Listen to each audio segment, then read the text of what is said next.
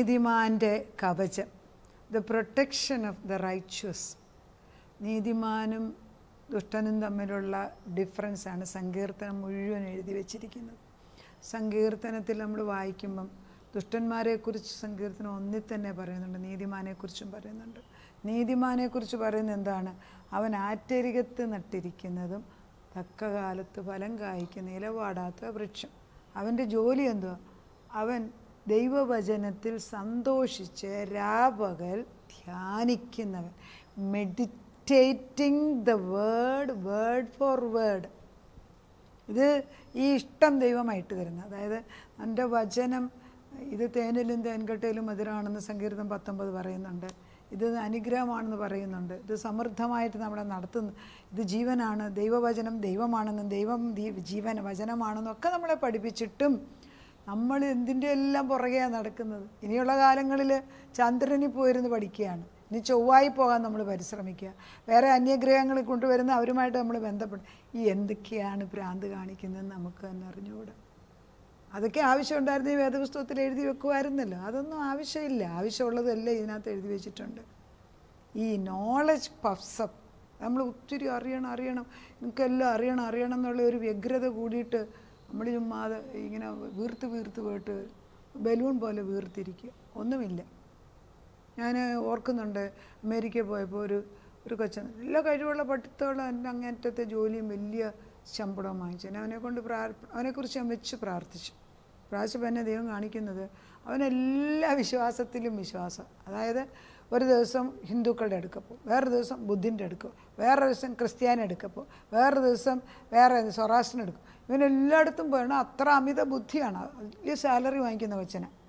എന്നിട്ട് അവൻ എല്ലായിടത്തും പോയിട്ട് ഓരോ ചെറിയ ചെടി, നമ്മൾ ഈ പ്ലാസ്റ്റിക് ബാഗിനകത്തുള്ള ചെടിയില്ലേ, അത് വാങ്ങിച്ചുകൊണ്ട്. അപ്പോൾ ഞാനിങ്ങനെ പ്രാർത്ഥിക്കുമ്പം ഇവനെക്കുറിച്ച് എനിക്ക് വലിയ വിവരമൊന്നുമില്ല. ഞാനിങ്ങനെ പ്രാർത്ഥിച്ചുകൊണ്ടിരിക്കുമ്പം കാണുന്ന ഇവൻ്റെ ഹൃദയം നിറച്ച് പല ചെടികൾ ഈ ഗ്രോ ബാഗിനകത്തുള്ളത് ഇത്ര വലിപ്പമേ ഉള്ളൂ. അതെല്ലാം നിറച്ച് ഇങ്ങനെ അടുക്കി വെച്ചിട്ടുണ്ട്. ഒരെണ്ണം പോലും കിളിക്കുന്നില്ല. നോളജ്, അറിവ്. വിസ്ഡം ഇല്ല എങ്കിൽ അറിവുകൊണ്ട് വലിയ ഗുണമൊന്നുമില്ല. Knowledge puffs you up. ചുമ്മാ വീർത്തിട്ട് ഞാൻ പറഞ്ഞു, ഈ കൊച്ചന് ഒരു ഭാവിയൊന്നുമില്ല. ഇവനും കുറേ പൈസ ഉണ്ടാക്കുന്നുണ്ട്. ഇവനെ ഇവിടുന്ന് ബുദ്ധൻ്റെ കൂടെ നടക്കുന്നവൻ. എന്താ കാര്യം? നീതിമാനും നീതികെട്ടവനും തമ്മിൽ എന്ത്? അതായത് കർത്താവ് വചനപ്പുറത്ത് നീതിമാനെ ദൈവം തിരഞ്ഞെടുത്തെടുത്ത് നീതി അല്ലാത്തവന് കയറി വരുന്നതിന്, അതായത് ബ്ലെസ്സഡ് പീപ്പിൾ എന്ന സങ്കീർത്തനത്തിൽ പറയുന്നത്. നീതിമാനെക്കുറിച്ച് പറയുമ്പം സദൃശ്യവാക്യം 24:16, നീതിമാൻ 7 പ്രാവശ്യം വീണാലും എഴുന്നേൽക്കും, ദുഷ്ടന്മാരോ അനർത്ഥത്തിൽ നശിച്ചു പോകും. എല്ലാവർക്കും അനർത്ഥം വരും, നല്ലവർക്കും അഴുത്തവർക്കും. പക്ഷെ നീതിമാൻ എത്ര പ്രാവശ്യം വീണു? 7 പ്രാവശ്യം എന്നിവിടെ പറയുന്നു. അത് ദൈവത്തിൻ്റെ നമ്പർ 7 ഒരു പൂർണ്ണതയായിട്ട് ചിന്തിച്ചാൽ മതി. നീതിമാൻ 7 പ്രാവശ്യം വീണാലും എഴുന്നേൽക്കും, ദുഷ്ടനോ അവൻ ഒരനർത്ഥത്തോടെ അവൻ നശിച്ചു പോകും. എന്താ? വെള്ളത്തിൽ പോയിട്ട് അവൻ പിന്നെ പൊങ്ങി വന്നിട്ടില്ലെന്ന്, അങ്ങോട്ട് പോയെന്ന് അറിയത്തില്ല. ചില പിള്ളേരെ കാണത്തില്ലെന്ന് പറയും. മഴ വന്നിട്ട് പിള്ളേർ ഒലിച്ചു പോയെന്ന് കേൾക്കുന്നു. നടക്കുന്നില്ലേ? നടക്കുന്നുണ്ട്. എന്താ നടക്കുന്നത്? വേലിയില്ല, വേലി കെട്ടുന്നില്ല. വന്നു കഴിഞ്ഞിട്ട് പറയാൻ എളുപ്പമാണ്, വേലി കെട്ടേണ്ടിയപ്പം കെട്ടണം. ദൈവത്തിന് നിർബന്ധമാണ്. സങ്കീർത്തനം 34, ഈ 1-ാം സങ്കീർത്തനത്തിൽ പറഞ്ഞ ദുഷ്ടനെക്കുറിച്ച് പറയുന്നുണ്ടല്ലോ. ഈ ദൈവത്തിൻ്റെ മക്കളും ദുഷ്ടനും തമ്മിലുള്ള വ്യത്യാസം ആദ്യം അറിയണം. ദുഷ്ടന്മാർ എങ്ങനെയാണ്? അവർ കാറ്റുപാറ്റുന്ന പതിർ പോലെ. അവർ ദൈവത്തിൻ്റെ മക്കളുടെ മുമ്പിൽ നിൽക്കാനൊക്കത്തില്ല. അവർ കാറ്റുപാറ്റുന്ന പതിർ പോലെയും. ദുഷ്ടന്മാർ ന്യായവിസ്താരത്തിനും പാപികൾ നീതിമാന്മാരുടെ സഭയിലും നിവർന്നു നിൽക്കുകയില്ല. അപ്പം നീതിമാന്മാരുടെ സഭയെന്ന് പറഞ്ഞാൽ നീതിമാന്മാർ ഒന്നിച്ചു കൂടണം. ഒരു പ്രോജക്റ്റ്, നമ്മളൊരു പള്ളിയിൽ അല്ലെങ്കിൽ ഒരു സഭയിൽ ഒരു കാര്യം ചെയ്യാൻ 5-8 പേര് കൂട്ടുന്നുണ്ടേ, അതിൽ നീതിമാൻ ദൈവത്തെ അറിയുന്ന ഒരാൾ പ്രധാന കാർമ്മികത്വം വഹിക്കാൻ ഉണ്ടായിരിക്കണം. അറിഞ്ഞോ അറിയാതെ അവിടെ ഒരു ഫിഗർ ഉണ്ടായിരിക്കണം. It's important. തലയില്ലാത്ത തലയും വാലും, തലയും വാലുമായിട്ടിരുന്ന കാര്യം. ഏതൊരു പ്രോജക്റ്റിനും അധികാരമായിട്ട് ദൈവത്തെ അറിയുന്ന ഒരാളുണ്ടായിരിക്കണം. അവരെ അനുസരിക്കുന്നവരായിരിക്കണം ബാക്കി, അല്ലേ ഒരു കാര്യം നടക്കൂല. ഒരു ചർച്ച് പണിയണമെന്ന് വിചാരിക്കട്ടെ, ദൈവത്തിൻ്റെ പരിശുദ്ധാത്മ വരുമ്പോൾ അതിന് ചേർന്ന ആളുകളെ യോജിപ്പിക്കുക. എല്ലാവരും ചേർക്കൂല. 1, 2, 3 അത്രയും മതി. അവരെ വെച്ചുകൊണ്ട് ഒരു ആലയം പണിയിപ്പിക്കാൻ കഴിയും. അങ്ങനെ ഞാൻ കണ്ടിട്ടുണ്ടല്ലോ. അപ്പം നീതിമാൻ, നമുക്ക് വീഴ്ചയുണ്ടെന്ന് വെച്ചാൽ നമ്മൾ വീഴുന്നവരാണ്, പക്ഷെ ഏത് വീഴ്ചയിലും പൊക്കിയെടുക്കുന്ന ശാശ്വത പൂജ്യമുണ്ട്. അതൊരു വലിയ താങ്ങല്ലേ. ഇപ്പം എനിക്ക് എൻ്റെ മക്കൾ എൻ്റെ അത്രയും ആത്മാവിൻ്റെ വചനത്തിൽ നിൽക്കുന്നു എന്ന് ചോദിച്ചാൽ എനിക്കറിഞ്ഞൂടാ. It is not possible and it is difficult. പക്ഷേ എനിക്കൊന്നറിയാം, അവർ വീണാൽ പൊക്കിയെടുത്തുകൊണ്ട് വരുന്നൊരു ദൈവമുണ്ട്. എന്നും വീഴായിരിക്കാൻ ഞാൻ പ്രാർത്ഥിക്കുന്നു, പക്ഷെ വീണാലും പൊക്കിയെടുത്തുകൊണ്ട് വരുന്നൊരു ദൈവമുണ്ട്. വചനം അങ്ങനെയാണല്ലോ പറയുന്നത്. സങ്കീർത്തനം 34:19, നീതിമാൻ്റെ അനർത്ഥങ്ങൾ അസംഖ്യമാണ്. ഇവിടെ നമ്പറില്ല. അവ എല്ലാറ്റിലും നിന്ന് യഹോവ വിടുവിക്കുന്നു. നേരത്തെ 7 പ്രാവശ്യം എന്ന് പറഞ്ഞു, ഇപ്പം എല്ലാത്തിൽ നിന്ന് വിടുവിക്കും. അവൻ്റെ അസ്ഥികളെല്ലാം അവൻ സൂക്ഷിക്കുന്നു, അവയിലൊന്നും ഒടിഞ്ഞ് പോവുകയില്ല. ഈ 34 സങ്കീർത്തനം എടുത്തൊന്ന് വായിച്ചു നോക്ക്. എത്ര കഷ്ടമുണ്ടായിട്ട് ആ കഷ്ടങ്ങളിൽ എല്ലാത്തിൽ നിന്നും അവന് വിടുവിച്ച 4-5 പ്രാവശ്യമാണ് 34 പറയുന്നത്. അവൻ പ്രാർത്ഥിച്ചവൻ്റെ എല്ലാ സകല കഷ്ടങ്ങളിൽ നിന്നും അവൻ എന്നെ വിടുവിച്ചെന്ന് പറയാനൊക്കെ ധൈര്യമുണ്ടോ പറയാൻ? കഷ്ടത്തിന് നടുക്ക് നിന്നോട് പറയുമോ? അബ്രഹാം ഇല്ലാത്തതിനെ ഉള്ളതുപോലെ വിളിച്ചു വരുത്തിയെന്ന്. എങ്ങനെ? വിശ്വാസം. ഈ വിശ്വാസക്കണ്ണെന്ന് പറയുന്നത് ഈ അകത്തെ കണ്ണിൻ്റെ തീയ്. അതായത് അകത്തെ കണ്ണ് ചിലരെ ഇപ്പം പലര് ആത്മീയ കോളത്തിൽ പല വരങ്ങളുണ്ട്. ചിലരെ ഞാൻ കാണും, അവർക്കിങ്ങനെ ടെലിവിഷൻ്റെ മുമ്പിൽ ഇങ്ങനെ സ്ക്രീനിൽ എഴുതി വരുന്ന പോലെ അവരുടെ മുമ്പിൽ എഴുതി വരും. എന്നിട്ട് അവരത് വായിച്ച് കേൾപ്പിക്കും. നമ്മളിങ്ങനെ തുറച്ച് നോക്കും ഇതെങ്ങനെയായിരുന്നു. അവർ ഇപ്പോൾ തന്നെ ഞാൻ കഴിഞ്ഞ ദിവസം എൻ്റെ ഒരു ഫ്രണ്ടിനോട് വർത്താനം പുള്ളിക്കാരൻ എൻ്റെ ഭാര്യ നല്ലതായിട്ട് പ്രാർത്ഥിക്കും. അപ്പം അവർ സൗദിയിൽ നിന്ന് ഇങ്ങോട്ട് വരുന്നതിന് മുമ്പ് അവർക്ക് സെൻഡ് ഓഫ് കൊടുത്തു.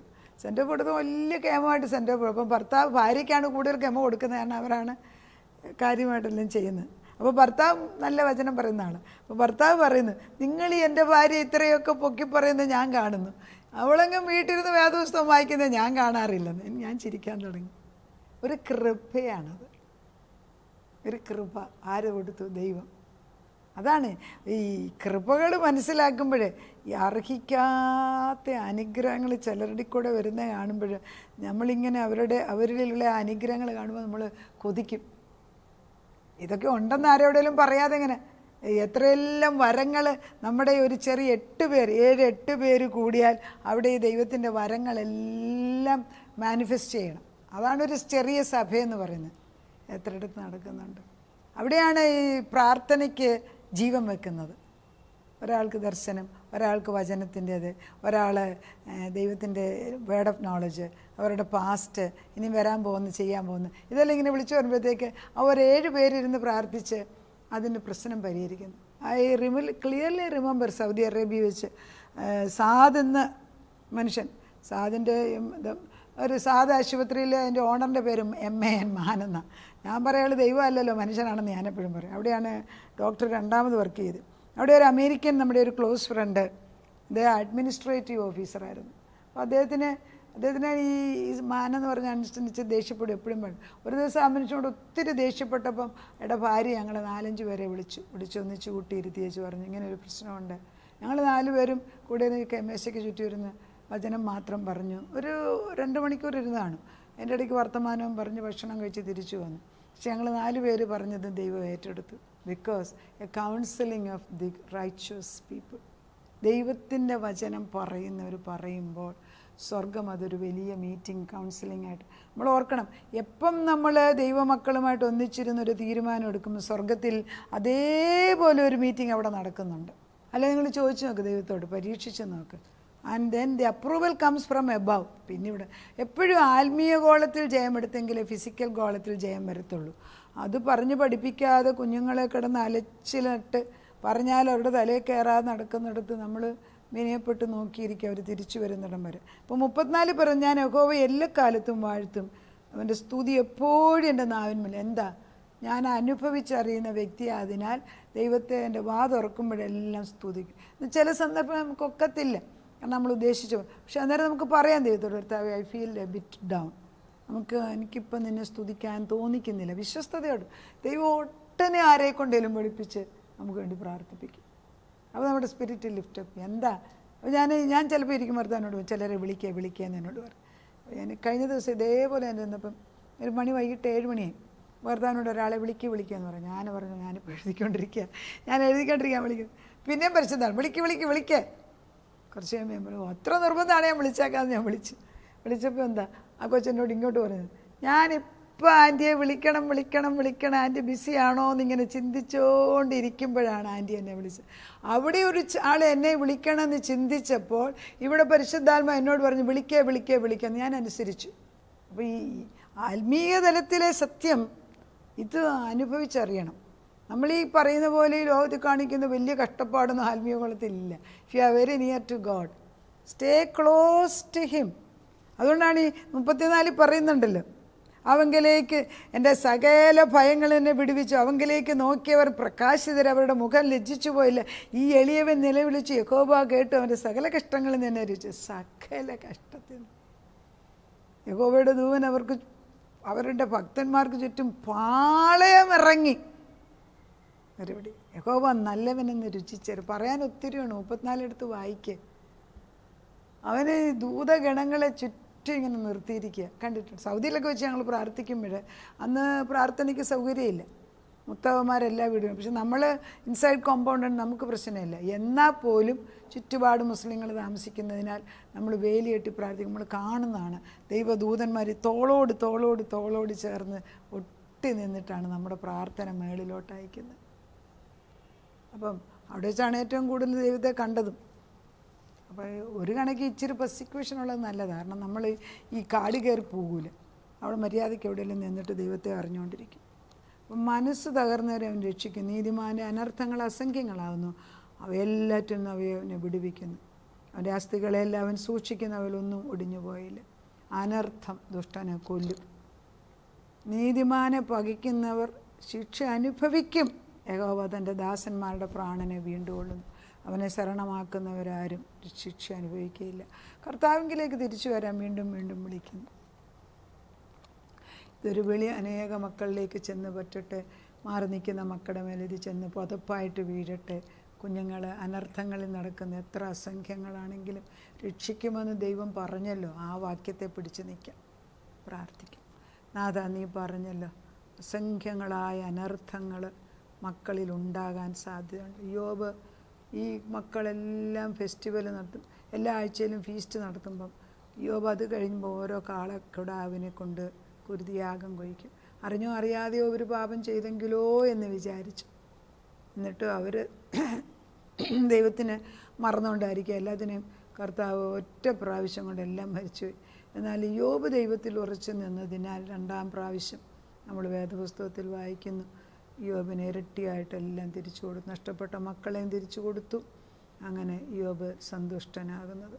ജീവിതത്തിലെ പല പ്രയാസങ്ങളിൽ കൂടെ പോകുന്ന മക്കൾ, ഇതുവരെ ഞാൻ ദൈവത്തെക്കുറിച്ച് കേട്ടതേയുള്ളൂ, എന്നാലിപ്പോൾ ഞാൻ നിന്നെ അടുത്തറിയുന്നു എന്ന് യോബ് പറഞ്ഞതുപോലെ ഞങ്ങളുടെ കഷ്ടങ്ങൾ നിന്നെ അടുത്തറിയാനായിട്ട് ഉപയോഗിക്കണമേ. ഞങ്ങളുടെ തലമുറകൾ ഈ ലോക ഇമ്പങ്ങളുടെ പുറകെ ഓടി നടക്കുമ്പോൾ അവരുടെ മുമ്പിൽ ഒരു കുരിശ് നാട്ടി വെച്ചേ പറ്റും. ടേൺ അറൗണ്ട്, തിരിച്ചു വരട്ടെ. ഒരു തിരിച്ചുവരവ് നോക്കിയിരിക്കുകയാണ്. തിരിച്ചുവരവിൻ്റെ സമയമായല്ലോ കർത്താവേ. കാഹള ശബ്ദം കേൾക്കാറായല്ലോ. നിൻ്റെ ശബ്ദം വ്യക്തമായിട്ടും കേൾക്കും. അപ്പച്ചനാ വിളിക്കുന്നെങ്കിൽ പറിച്ചൊല്ലി വിളിക്കും, അവർ കേൾക്കതിന് വിളിച്ചവൻ വിശ്വസ്തയോടെ തിരിച്ചും കൊണ്ടുവരും. അതിനാൽ ഞങ്ങൾ നിന്നെ സ്തുതിക്കുന്നു. മക്കളെയെല്ലാം തിരിച്ചു കൊണ്ടുവന്ന് മരുഭൂയാത്ര കഴിഞ്ഞിട്ട് കർത്താവിൻ്റെ ജീവനദിയിലേക്ക് കുളിപ്പിച്ച് പുതിയ വസ്ത്രം ഉടുപ്പിച്ച് എല്ലാത്തിനും തിരിച്ചു കൊണ്ടുവരുന്ന സ്നേഹത്തിന് നന്ദി. കുടുംബങ്ങൾക്ക് വേണ്ടിയാണല്ലോ ഞാൻ പ്രാർത്ഥന എടുക്കുന്നത് കർത്താവ്. നശിച്ച് ചെതറിക്കിടക്കുന്ന കുടുംബങ്ങളെ ഒന്നിച്ചാക്കാൻ നിനക്ക് കഴിയും. അപ്പച്ചൻ്റെ സ്നേഹത്തിൻ്റെ വല വിരിച്ചു കഴിഞ്ഞിരിക്കുന്നതിന് സ്തോത്രം. എവിടെ പോകാൻ അപ്പച്ച, എവിടെ പോകാൻ? സ്വർഗം നിൻ്റെ സിംഹാസനം, ഭൂമി നിൻ്റെ പാദപീഠം. അവിടെ നിന്നറിയാതെ ഒന്നും സംഭവിക്കത്തില്ല. നാഥൻ്റെ കയ്യിലേക്ക് ഏൽപ്പിച്ചിട്ട് ഞങ്ങൾ സന്തോഷിക്കട്ടെ. എൻ്റെ പരിശുദ്ധ നാമം വാഴ്ത്തപ്പെടണം. ഞങ്ങളുടെ സകല കഷ്ടങ്ങളിൽ നിന്ന് വിടുവിക്കാൻ നീ വാഗ്ദത്തം ചെയ്തെങ്കിൽ ഞങ്ങളുടെ തലമുറയെക്കുറിച്ചുള്ള ഭാരം അവിടെ നിന്ന് ഏറ്റെടുത്തതിനാൽ അവരെ തിരിച്ചു കൊണ്ടിരുന്നതിനാൽ സ്തോത്രം. പ്രാർത്ഥനയുടെ ഉത്തരം തന്നതിന് നന്ദി. യേശുക്രിസ്തുവിൻ്റെ പൊന്നുനാമത്തിൽ തന്നെ ആമേൻ.